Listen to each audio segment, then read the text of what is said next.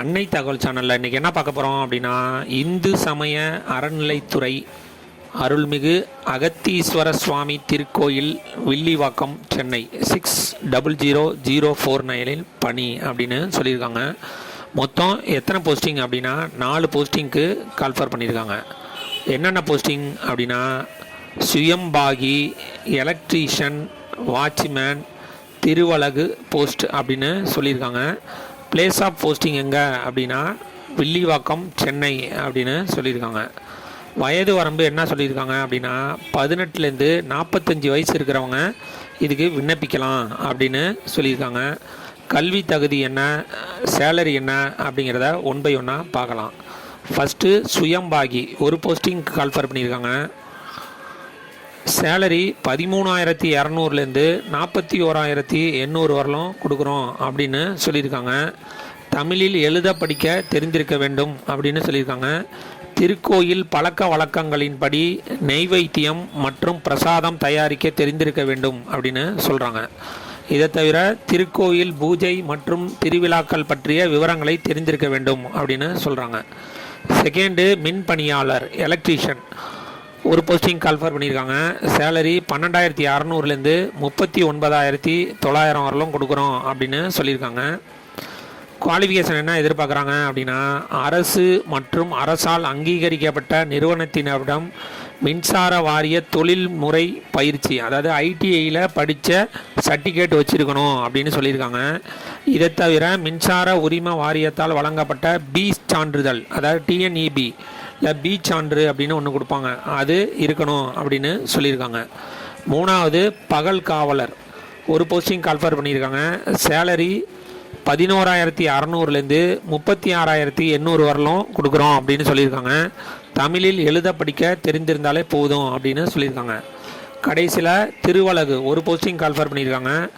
10,000லேருந்து 31,500 வரலும் கொடுக்குறோம் அப்படின்னு சொல்லியிருக்காங்க. இதுவும் தமிழில் எழுத படிக்க தெரிந்திருந்தாலே போதும் அப்படின்னு சொல்லியிருக்காங்க. விண்ணப்பிக்கிறப்ப இணைக்கப்பட வேண்டிய சான்றிதழ், சான்றிடப்பட்ட நகல்கள் அப்படின்னு என்னென்ன சொல்லியிருக்காங்க அப்படின்னா, வயது சான்று, கல்வி தகுதி சான்று, ஜாதி சான்று, சிறப்பு தகுதி சான்றிதழ், முன் அனுபவ சான்றிதழ் ஏதேனும் இருப்பின் அப்படின்னு சொல்லியிருக்காங்க. நன்னடத்தை சான்று, அதாவது கான்டாக்ட் சர்டிஃபிகேட் அப்படின்னு ஒன்று வாங்கணும் அப்படின்னு சொல்லியிருக்காங்க. அது யாருக்கிட்ட வாங்கணும் அப்படின்னா அரசு அலுவலகத்துக்கிட்ட நம்மிடம் வாங்கணும்.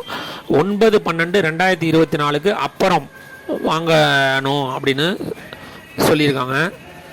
ஆதார் அட்டை மற்றும் இருப்பிடச் சான்று இதெல்லாம் வச்சு அப்ளை பண்ணணும் அப்படின்னு சொல்லியிருக்காங்க.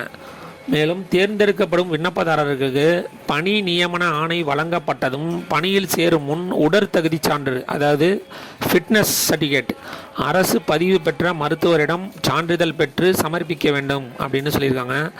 அரசு ஆவணங்களை அரசு பதிவு பெற்ற அலுவலர் இடம் ஒப்பம் பெற்று சமர்ப்பிக்கவும். அதாவது இந்த அப்ளிகேஷன் ஃபார்மோட நீங்கள் அட்டாச்மெண்ட்டாக ஜெராக்ஸ் காப்பி என்னென்னலாம் வைக்கிறவங்களோ அந்த ஜெராக்ஸில் கவர்மெண்ட் கெசட்டட் கிரேடில் இருக்கவங்களோட அட்டஸ்டேஷன் வாங்கி தான் சமர்ப்பிக்கணும் அப்படின்னு சொல்லியிருக்காங்க. என்னென்ன சமர்ப்பிக்கணும் அப்படின்னா, கல்வி தகுதி சான்றிதழ் டிசி அல்லது மார்க் ஷீட் அப்படின்னு சொல்லியிருக்காங்க. மற்றும் மார்க் ஷீட், அதாவது நீங்கள் கடைசியாக எப்போ படித்து முடிச்சிங்களோ அந்த டிசி. ஃபார் எக்ஸாம்பிள் நீங்கள் டிகிரி முடிச்சிருக்கீங்க அப்படின்னா 10th mark sheet, 12th mark sheet, degree mark sheet, இது 3த்தையும் வைக்கணும் அப்படின்னு சொல்லியிருக்காங்க. ஜாதி சான்றிதழ், ஜாதி சான்றிதழ்ங்கிறது 2023லேருந்து ஃபோட்டோவோட உள்ள ஜாதி சான்றிதழ்கள் விண்ணப்பித்து வச்சுக்கோங்க அப்படின்னு தமிழ்நாடு கவர்மெண்ட்டு ஒரு ஆணையை பிறப்பிச்சிருக்காங்க. அதனால் நீங்கள் 2023 முன்னாடி ஃபோட்டோ இல்லாத ஜாதி சான்றிதழ் வச்சுருந்தீங்க அப்படின்னா அதெல்லாம் ஃபோட்டோவோட உள்ள ஜாதி சான்றிதழாக மாற்றி அதுக்கப்புறம் இந்த எக்ஸாமுக்கு அப்ளை பண்ணுறது நல்லது. குடும்ப அடையாள அட்டை நகல் கேட்டிருக்காங்க. முன்னுரிமை சான்றிதழ், ஏற்கனவே இந்த போஸ்டிங்கை பற்றிய ஏற்கனவே பணி புரிஞ்சிருந்தீங்க அப்படின்னா அந்த சான்றிதழ் வைக்க சொல்லியிருக்காங்க. ஆதார் அட்டை நகல், வேலைப்பதிவு அட்டை, ஆல்ரெடி எம்ப்ளாய்மெண்ட்டு பதிவு பண்ணிவிட்டு ரெகுலராக வந்திருந்தீங்க அப்படின்னா அந்த சான்றிதையும் வைக்க சொல்லியிருக்காங்க. இது எல்லாத்தையும் வச்சு அதில் ஒரு கவர் வச்சு கவரில் 25 ரூபாய்க்கு ஸ்டாம்ப் போட்டு அதை கொடுக்கணும், வைக்கணும் அப்படின்னு சொல்லியிருக்காங்க. எதுக்காக அப்படின்னா, நாளைக்கு இன்டர்வியூ உங்கள் கார்டு உங்களுக்கு அனுப்புகிறப்ப அந்த கவரில் தான் அனுப்புவாங்க. அதனால் அந்த கவரில் உங்களுடைய சுய விலாசத்தை எழுதிடுங்க. விண்ணப்பிக்க கடைசி நாள் 9/12/2024 மாலை 5 மணி அப்படின்னு சொல்லியிருக்காங்க. டிஸ்கிரிப்ஷனில் லிங்க் கொடுத்துருக்கேன். அப்ளிகேஷன் ஃபார்மை ஃபில் பண்ணி என்னென்ன அட்டாச்மெண்ட் வைக்கணுமோ அதெல்லாம் வச்சு விண்ணப்பித்து வெற்றி பெற்று பணியில் சேருக. நன்றி, வணக்கம்.